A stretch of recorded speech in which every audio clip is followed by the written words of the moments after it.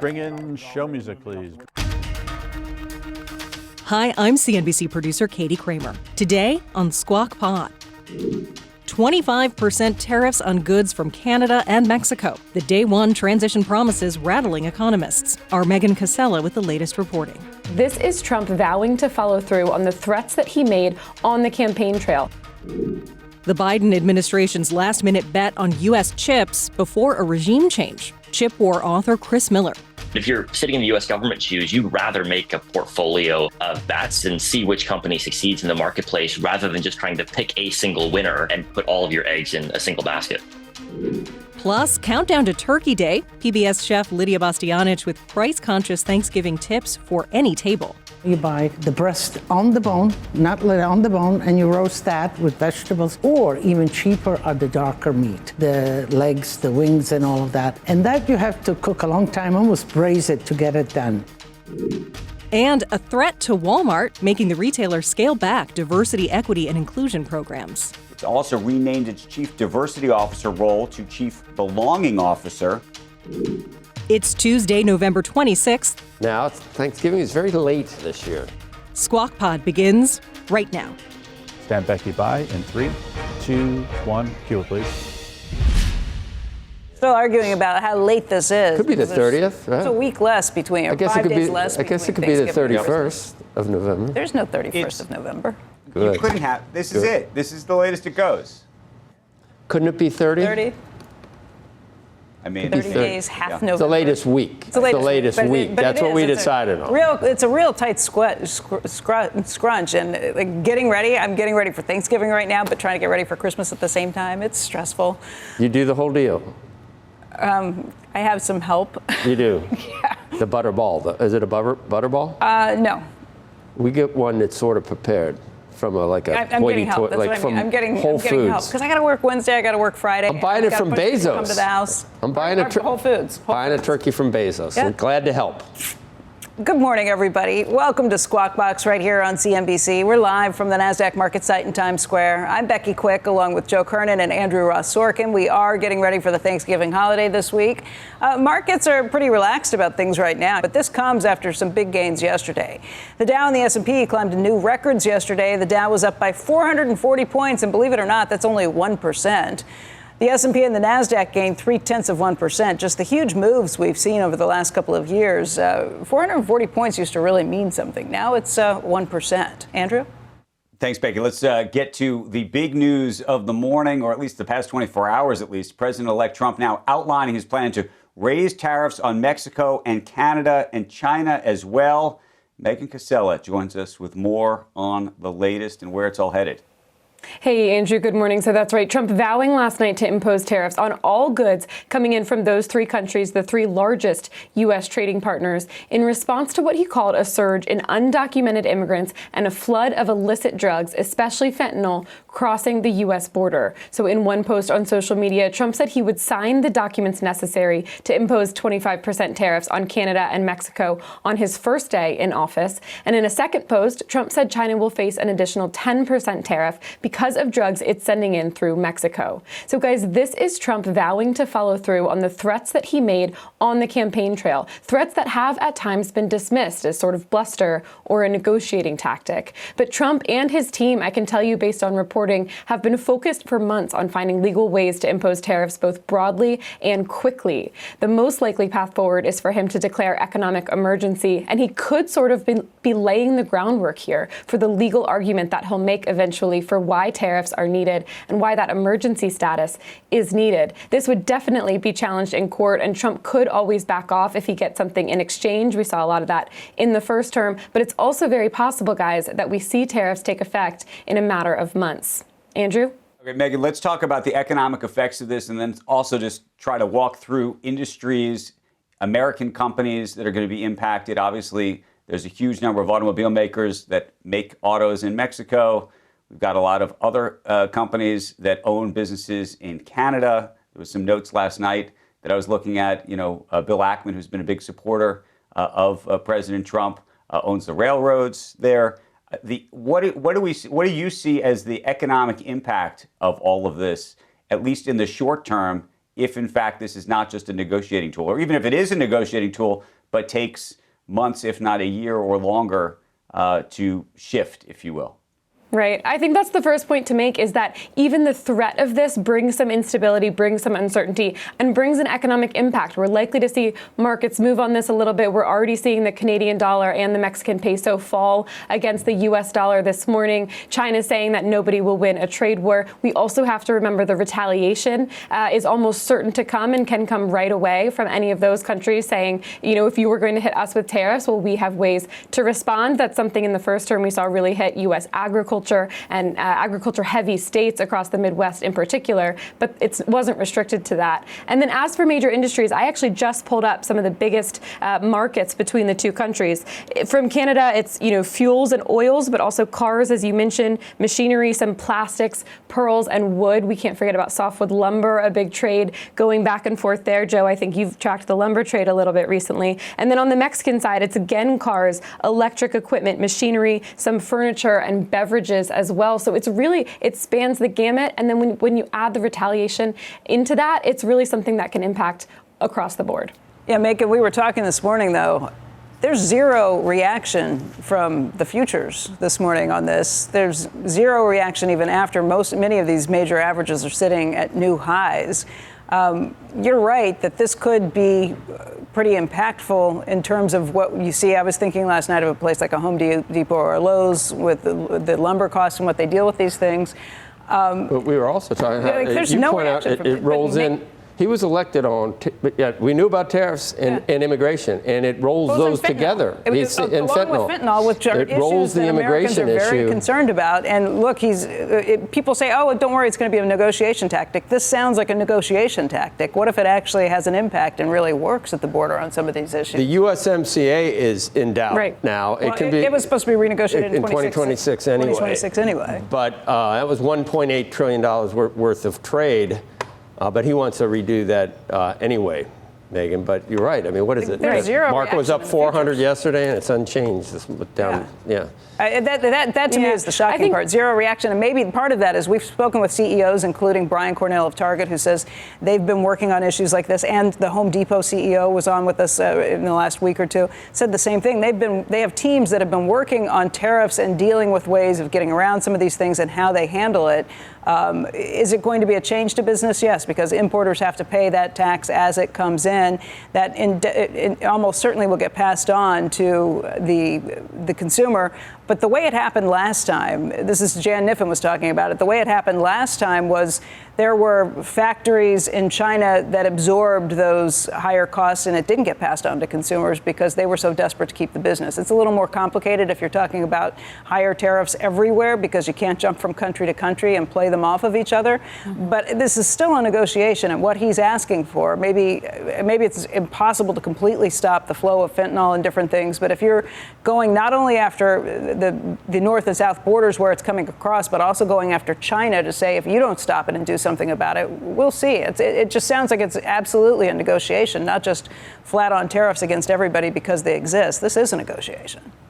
That's right. And I think Trump's best asset, or one of them here, is that he is so serious about this that other countries will take the threat seriously. He and Bob Lighthizer have both written and spoken extensively about this, that no one gives up something for nothing, that you have to have something on the table. Trump is willing to go far enough to actually impose those tariffs. We saw that with China. We saw it with steel and aluminum in the first term. But he's also willing to back off when he gets something in exchange. There's one parallel that I think is interesting to think about here. There was 1 week in June 2019 where Trump got really angry at Mexico for immigration and started vowing to impose an economic emergency, to put blanket tariffs on everything. And those tariffs obviously never went into effect. That must be, I would say, why we're not seeing more of a reaction from markets right now. One, because they feel like they're more prepared. They know what might be coming. But two, because they're sort of in a wait and see mode.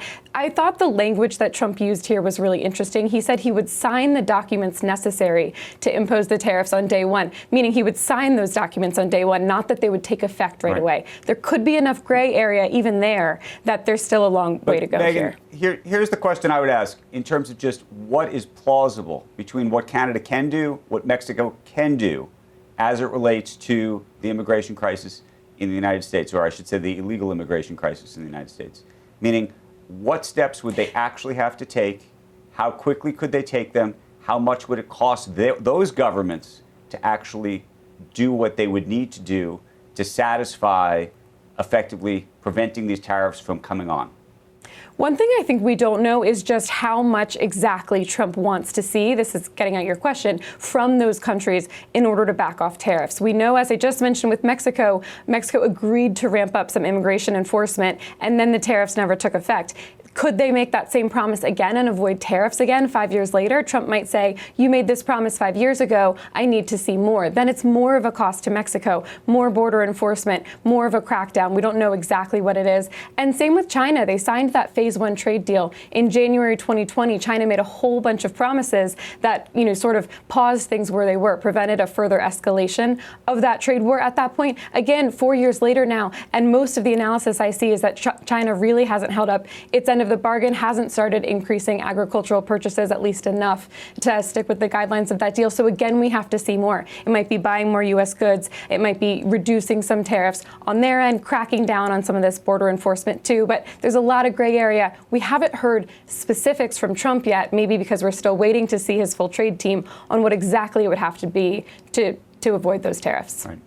Megan Cassella, thanks this morning. Appreciate it. I'm sure we'll be talking to you a lot more about all of this. Maybe they need to build a wall and pay for it.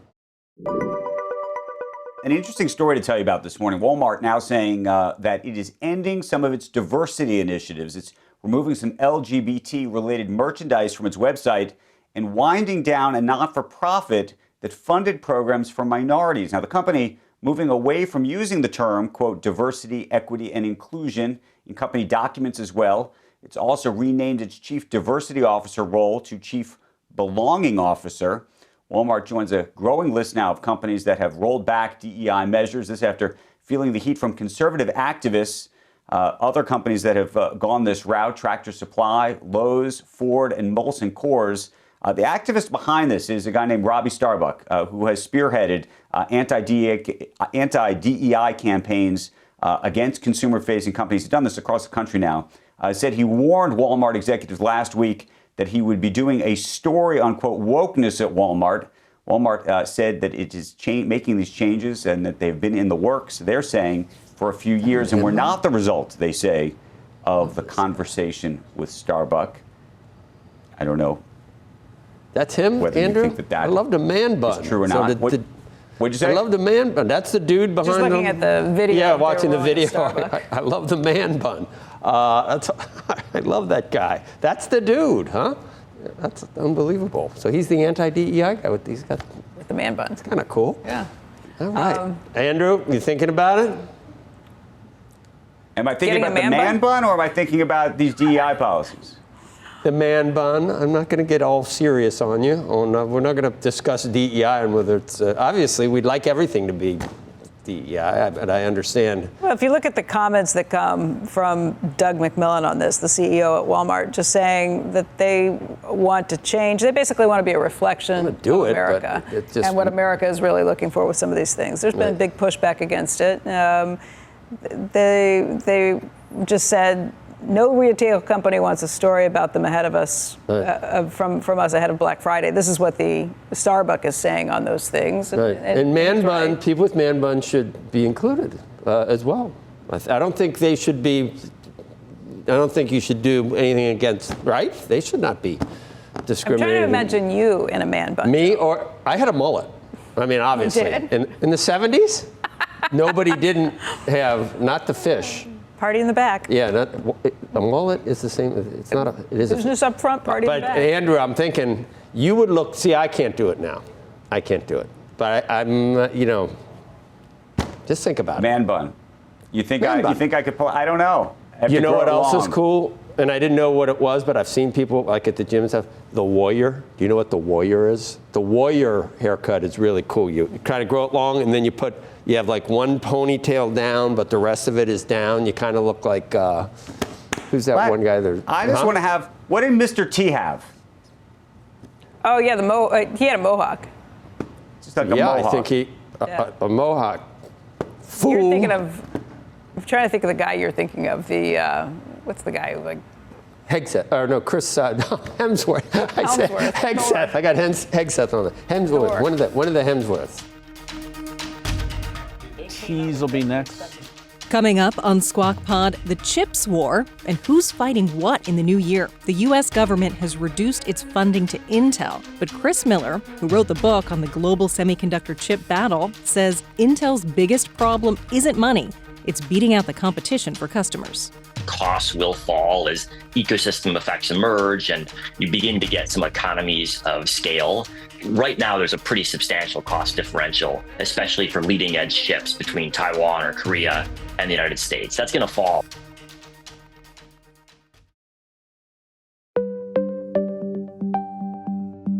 This is Squawk Pod. And you are watching Squawk Box right here on CNBC. I'm Becky Quick along with Joe Kernan and Andrew Ross Sorkin. Qualcomm is no longer as interested in taking over Intel as it once was. And this is a Bloomberg report which cited sources saying that the complexities of such a deal have made it less attractive now to Qualcomm. Back in September, reports said Qualcomm had made a preliminary approach to Intel about a possible deal. And Intel is in the midst of one of its biggest ever restructuring. Thousands of jobs are being cut as the company struggles through market share losses. And what so far has been an inability to crack the AI market in any meaningful way. It's weird. It's complicated, but it's a hell of a lot cheaper than it would have been back then. So it must be a reason why it's cheaper. You wonder, it comes on the same day that we hear about the funding that's coming out. It's going to be less than it was originally under the CHIPS Act, and the targets have to be met before they get paid out on some of those issues too. But yeah, maybe just a complicated situation. Actually, it's rallied from 19 to back to where it is anyway, a little bit. The Commerce Department this morning finalizing a roughly $7.9 billion manufacturing award to Intel. The Biden administration appearing to be moving to get money out the door before President-elect Donald Trump takes office. Joining us right now on the state of the U.S. manufacturing chip business, if you will, and all the global competition, Chris Miller, a professor at the Fletcher School at Tufts University, the author of Chip War. This does seem to be a lot of sort of last-minute finagling before the Biden administration turns it over to the Trump administration. And I wonder what you think of what they're doing here. Well, I think the industry has been pushing to get these grants wrapped up as soon as possible. Companies want the money that they need to build their factories. And so they've been pushing the government to hurry up and get the grants over the line. And I think we've seen with TSMC a couple of days ago and with Intel today, some of the big grants being wrapped up. No, I totally understand that. But then the part of the question is, are they trying to get this money out the door so the Trump administration can't, I imagine, try to claw it back, which I imagine they might otherwise want to do? You know, I think there's been a lot of focus on this question, but if you zoom out, the CHIPS Act was first brought up in Congress under the Trump administration. TSMC's first investment in Arizona was announced during the Trump administration. And so there's been actually a whole lot of continuity between what the first Trump administration put in place and what the Biden administration's been executing. And so I would downplay, I think, the significance of campaign trail rhetoric. The reality is that this legislation was supported by both parties in both houses of the Congress, and I don't think the new administration is going to dramatically change it. And so the grants that are being finalized right now, they're likely to be supported by the next administration too.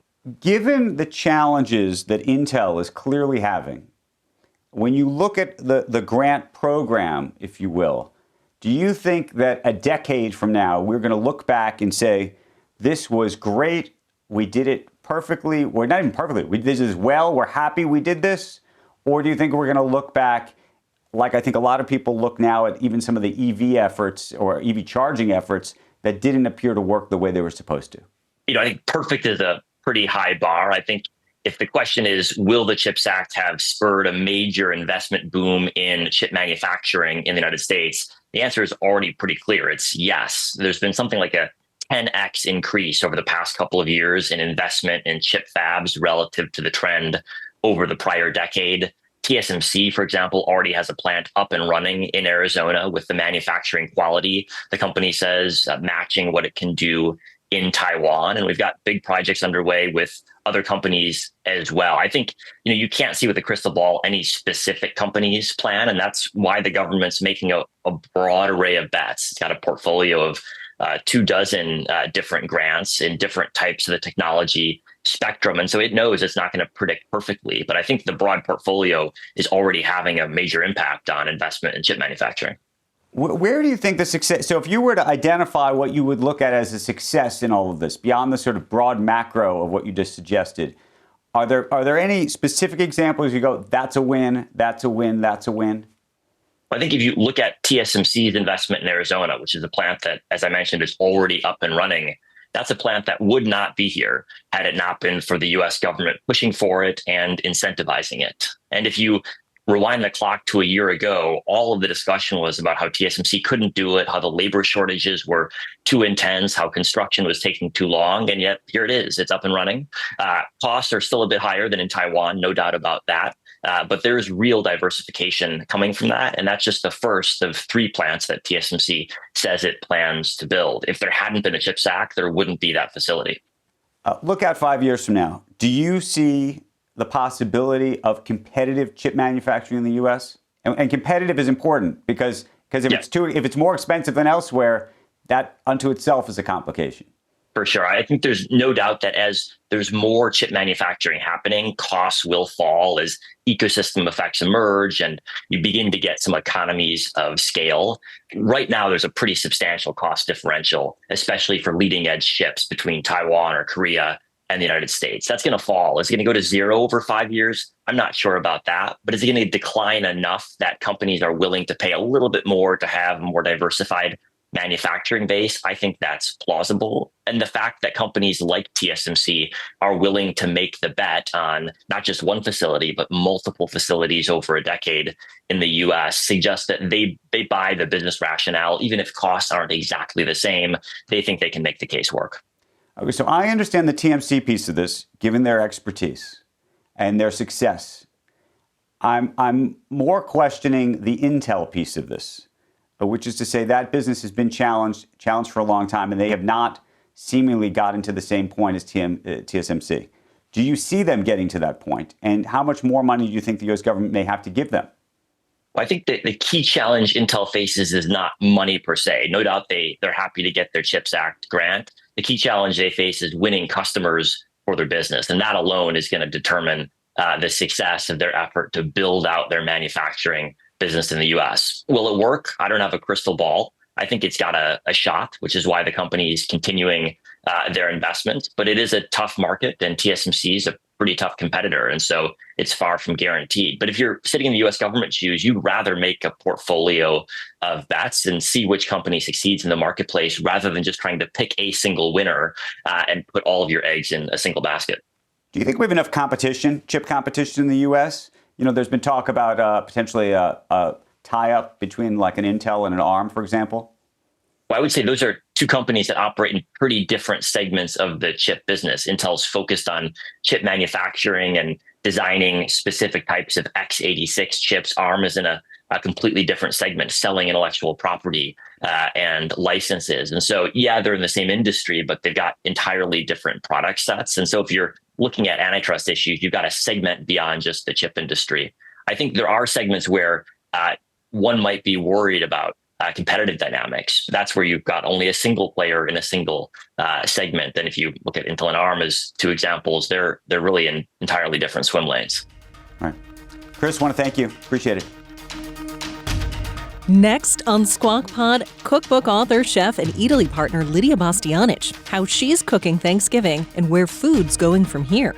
We need to return to natural things. We need to read the label and make sure. And we need to support the farmers, the local farmers, so that we have fresh, seasonal things. How natural are we getting? What about cricket pesto? Lydia's tried it. There was a little nuttiness to it. Nuttiness? So, yeah. We'll be right back.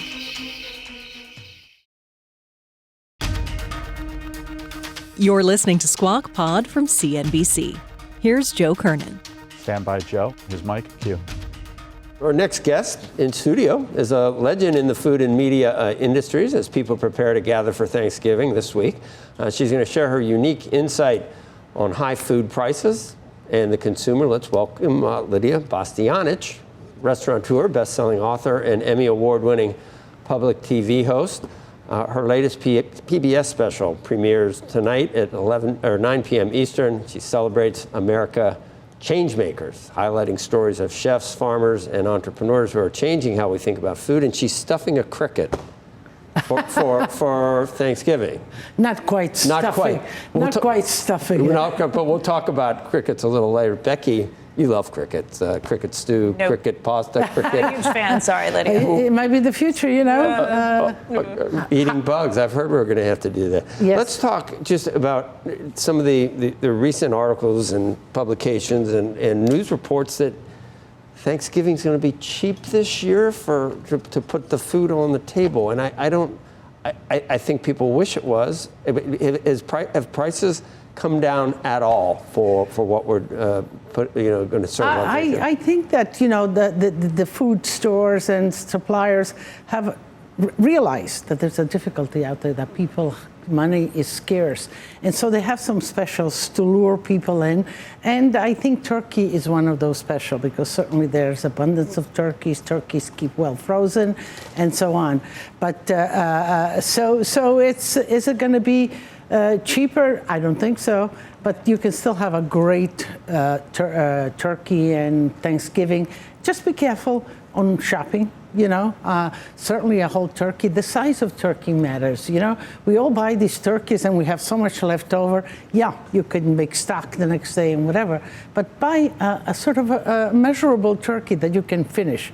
Or if if you're not at 4 or 6 and the whole turkey is too much, parts of turkeys. You buy the breast on the bone, not on the bone, and you roast that with vegetables. Or even cheaper are the darker meat. The legs, the wings, and all of that. And that you have to cook a long time, almost braise it to get it done. And as far as the vegetables, stay seasonal and local. Root vegetables, the whole cabbage family is in.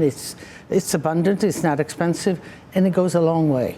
Yeah, because if food's up 20% and it goes down 0.5%, that doesn't count from year over year. I know the messages out there are, as a consumer, as a spectator, as a viewer, we have to be selective. We listen to all and then make our own selection, our sort of reasonable sort of approach to spending and cooking. The toughest part for me is trying to get everything on the table at the right time. If you have a bunch of people who are over, you're going to have not just the turkey, the ham, all the sides that come with it, and getting everything out of the oven so it's all warm at the same time is tricky. It is. It's really playing a game. But the oven is the way to go.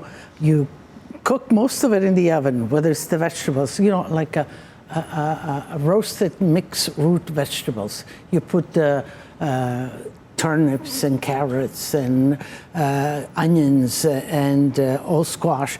Cut it in pieces, season it, about the same pieces so they can cook. And then you have your big tray. And those you cover and you keep warm, but we were just talking off the air, you bought some heat. New warmers. This is my new trick I'm going to try. You have 2 ovens, of course, right? I've got 3 ovens. 3 ovens, but it's still tricky. Exactly. We said we might talk about some of the trends in food. In addition to what you're talking about, sustainability with crickets, et cetera, RFK Jr. thinks we're all totally unhealthy. So what we consume and how we consume it, there is kind of a sea change occurring for some external pressures, don't you think? Yes, absolutely. Big industry, we have to sort of be careful. They're a big industry, they're there to make money, quantity and all that. But so he's not wrong all the way. We need to return to natural things. We need to read the label and make sure.